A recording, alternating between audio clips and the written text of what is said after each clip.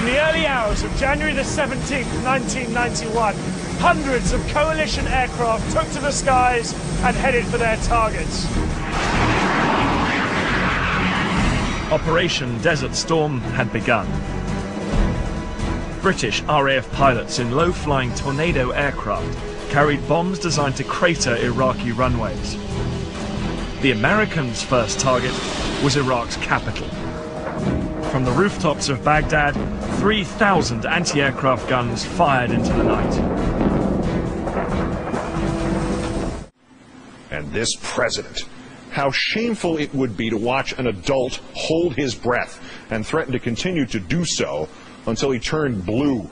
But how horrifying it is to watch a president hold his breath and threaten to continue to do so until innocent and patriotic Americans in harm's way are bled white. I have ordered a strong, sustained series of airstrikes against Iraq. You lead this country, sir. You claim to defend it. And yet when faced with the prospect of someone calling you on your stubbornness, which has cost 3,431 Americans their lives and thousands more their limbs, you, Mr. Bush, imply that if the Democrats don't give you the money and give it to you entirely on your terms, the troops in Iraq will be stranded or forced to serve longer or, what, have to throw bullets at the enemy with their bare hands? It is moronic. The decision to use force is never cost-free.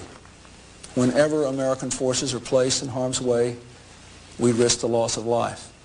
Any meaningful assessment of the president's next step in Iraq must consider his steps and missteps so far. So let's look at the record. Before Mr. Bush was elected, he said he was no nation builder. Nation building was wrong for America. Now he says it is vital for America. The hard fact is that so long as Saddam remains in power, he threatens the well-being of his people, the peace of his region, the security of the world. The best way to end that threat, once and for all, is with a new Iraqi government. A government ready to live in peace with its neighbors. A government that respects the rights of its people. Bringing change in Baghdad will take time and effort. We will strengthen our engagement with the full range of Iraqi opposition forces and work with them effectively and prudently. He told us about WMDs, mobile labs, secret sources, aluminum tubing, yellow cake. He has told us the war is necessary because Saddam was a threat. Saddam Hussein must not be allowed to threaten his neighbors or the world with nuclear arms, poison gas, or biological weapons. Other countries possess weapons of mass destruction and ballistic missiles. With Saddam, there's one big difference.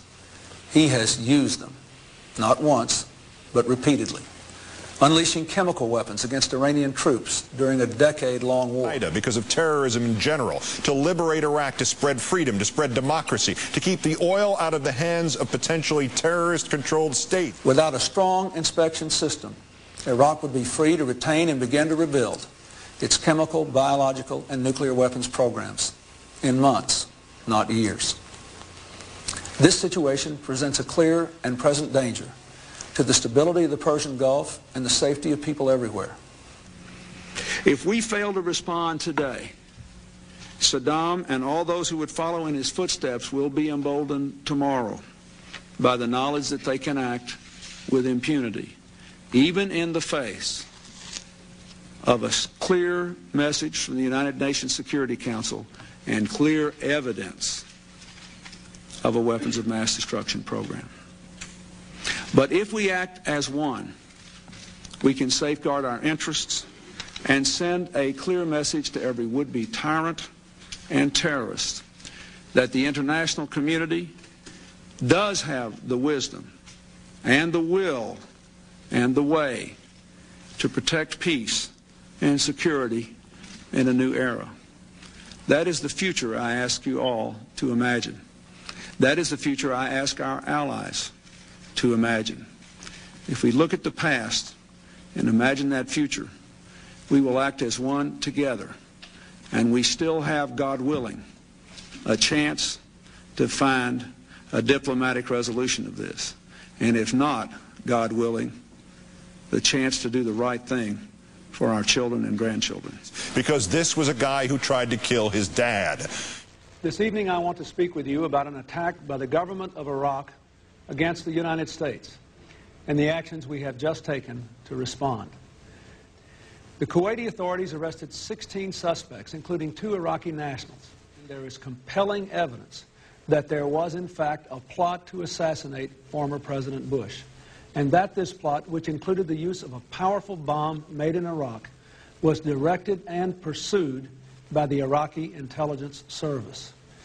But this attempt at revenge by a tyrant against the leader of the world coalition that defeated him in war is particularly loathsome and cowardly. We thank God it was unsuccessful.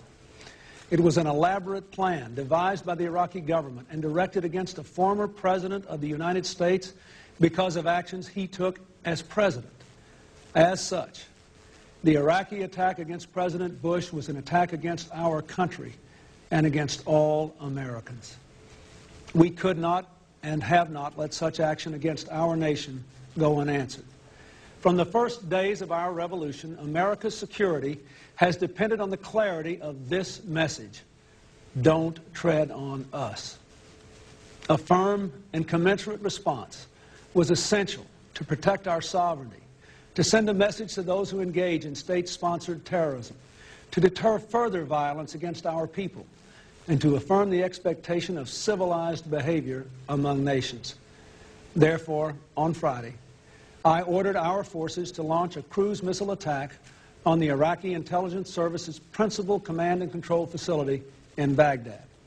Those missiles were launched this afternoon at 4:22 Eastern Daylight Time. They landed approximately an hour ago.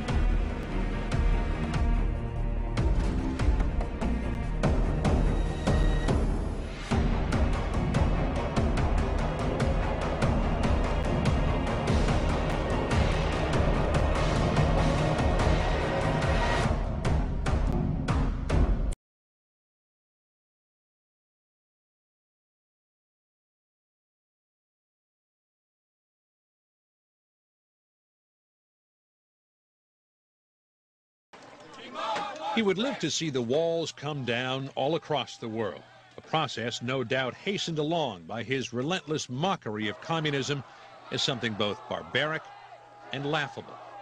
The commissar in the Soviet Union who went out to one of those state collective farms, grabbed the first worker he came to, said, "How are the crops?" "Oh," he said, "the crops never been better, just wonderful." He said, "How about potatoes?" "Oh," he said, "Comrade Commissar, if we could put the potatoes in one pile, they would reach the foot of God." And the commissar said, "This is the Soviet Union. There is no God." He said, "That's all right. There are no potatoes."